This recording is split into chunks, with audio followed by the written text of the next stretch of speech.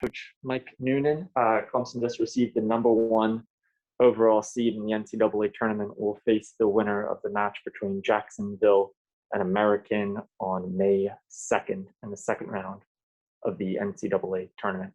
The floor is open. Feel free to ask your questions. Make sure you introduce yourself before asking, but the floor is open. Hey, Coach, Alex Dodd from the Clemson Insider. How big is it for your program to secure the first #1 seed since 1998 for you guys? It's massive. I think that, you're always wanting to be #1 in anything you do. And that's the case in our program, and that's the case at Clemson. So getting that top seed, and earning it throughout the course of the entire year, I think is fantastic, and the players should all be credited with what they've been able to do. Hey, Coach, Trevor Gross from CUTigers.com here. Congratulations. You got a little bit of a break until May 2nd. How is Saeed feeling after the game the other night, and how is the rest of your team from a health standpoint? Yeah, we're doing well. I think that there are always bangs and bruises after a tough match, and the guys have done a good job regenning on Sunday, and then they were in for treatment today before the announcement. So nothing major, just some recovery time for them, and more than anything, I'll emphasize to them just now is our game is such a cerebral game that it's important for them to have fresh minds as well as fresh bodies. So we'll take a little time off, but then get back at it later on this week. Does it make it even more special that you've had such a kooky year with COVID and the mid-season draft and everything that you're in this position now in the spring? Yeah, I tell you, it's a unique year in so many different ways. And the challenges the players have faced, the coaches have faced, their support staff has faced, Clemson has faced with everybody else in the country, or in the world. So it's something that we'll never forget. And the way that it was handled and the challenge that it put in front of us, I think at every turn, we did what we needed to do to get to this position. So I'm unbelievably grateful first and foremost, but more than anything else, proud. Hey, Coach, this is Todd in Greenville. I just wondered what the biggest challenges were in this kind of split season, and how you guys attacked that. Well, the biggest challenge that we had probably happened in the fall, because we did have some COVID outbreak where we were supposed to play one game a week, and we were forced to play 3 games in a week, I think 3 times. I think that was the hardest, from a physical standpoint on the field and preparation standpoint, because the game's not meant to be played 3 games in 8 days or 3 games in 7 days. It's meant to be played 1 game a week, which we were able to do this spring, which was great. The rest, recovery, the ability, you got to remember, these guys, it's spinning plates is what we call it. They've got so many things going on in their lives, as varsity student athletes of a place like Clemson, that, to focus on, 3 games, training, rest, recovery, academics, family situations now, COVID. I mean, you can't, the list just goes on and on. So the balancing act this year was probably the greatest challenge, but in the springtime, our rhythm and our tempo was really, really good because we were only playing that 1 game a week. We didn't have the issues with COVID. Coach, speaking of that, the schedule during the tournament is going to be a little bit more similar to what it was in the fall with the game every few days. How much of an adjustment will that be for you? A little bit, but again, we're prepared for that.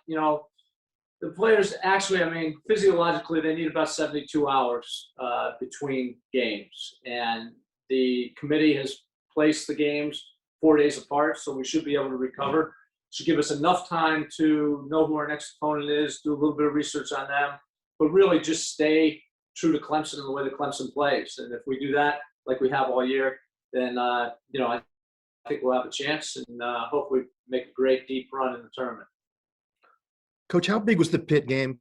Not just to get the #1 overall seed, but for the confidence heading into the tournament. I think it was really important.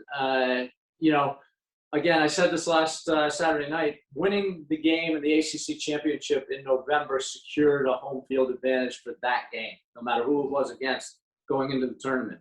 Some teams have finished their season, particularly in the ACC. They're going to have even longer period of time off. Both Pitt and us played that game, and it was a really, really good preview of, it was almost an elimination game without being an elimination game. So from a confidence standpoint, being able to play a quality side like Pitt and to be able to play the way we did and perform the way we did with, seemingly pressure on us to win in front of our fans, fantastic. It was a great way to culminate a difficult but very rewarding Coach, season. Pitt had was leading the nation in goals going into that game. You shut them out. You think that had as much to do with your ball control and your possessions as it did your defense? I think it's everything, right? Whenever you get a shutout, a clean sheet in soccer, I think everybody contributes, and it's from the forwards playing defense as much as the goalkeeper playing defense, and it's from the backs, possessing the ball and passing it well, to the forwards scoring the goals, which happened for us, or Quinn McNeil's a midfielder who scored the first goal. So I think again it's a team effort, whether it's a clean sheet or whether you're scoring 3 or 4 goals. But I think that we've shown with our team that we have good balance throughout the team, and we have good depth in our team. Obviously, looking at our squad in the fall and then our squad now, who secured that number 1 seed. Coach, what does Quinn bring to you? Excuse me? What does Quinn bring to you in particular? It's kind of funny. He's a local product who can play a lot of different positions and does a lot of different things. But, I know the basketball program talks about Clemson grit, and Quinn brings that Clemson grit and that South Carolina grit to our team. I mean, he had a lot of opportunities to go outside of South Carolina to play soccer, and he chose to come to Clemson and just love Clemson.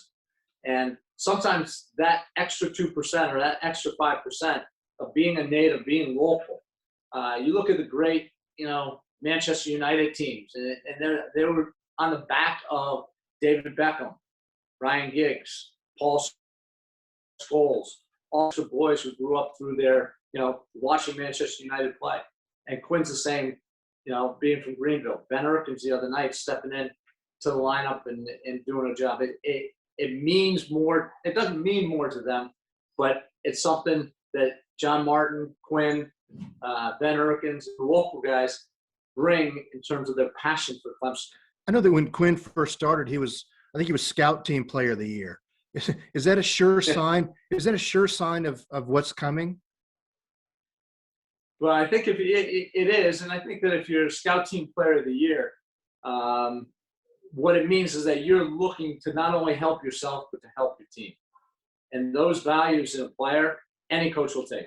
And I think that's, and Quinn continues, and he sets out to make himself better in whatever small area it is. And that's why I was so happy to see him score the goal the other night. And it was a fantastic goal.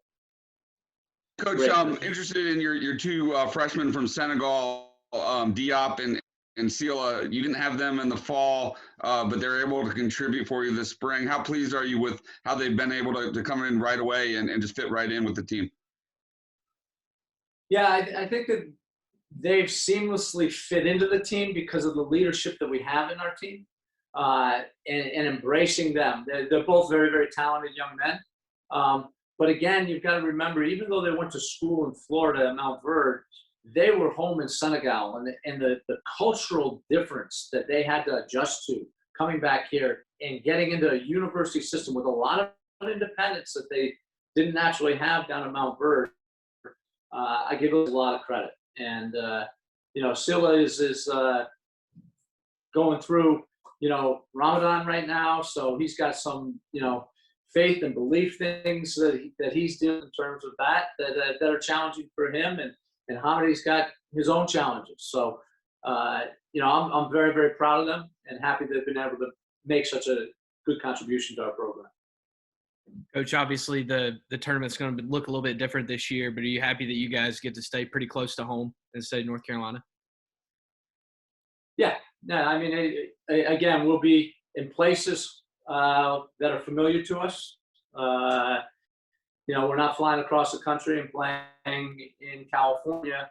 We're not, we're in North Carolina, and the ACC footprint is in North Carolina. So we're happy that we don't have to go too far away, but we do regret having such a great year that we won't be able to host, because if we were the number one seed in any other year, we'd be hosting all the way to the College Cup.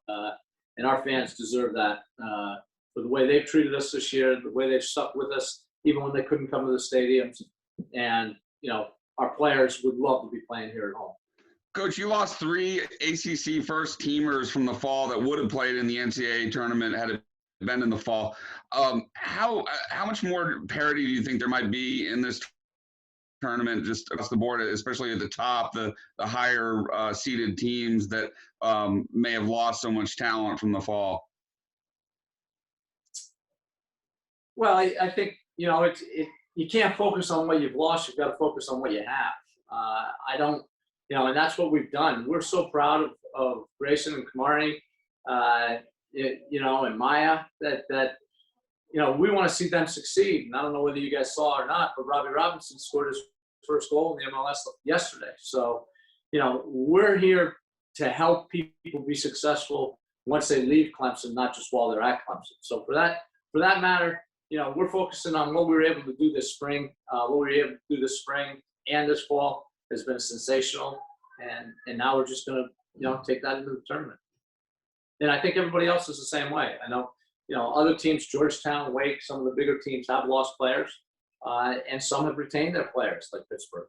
So, it's the best team on the day, maybe not the most talented.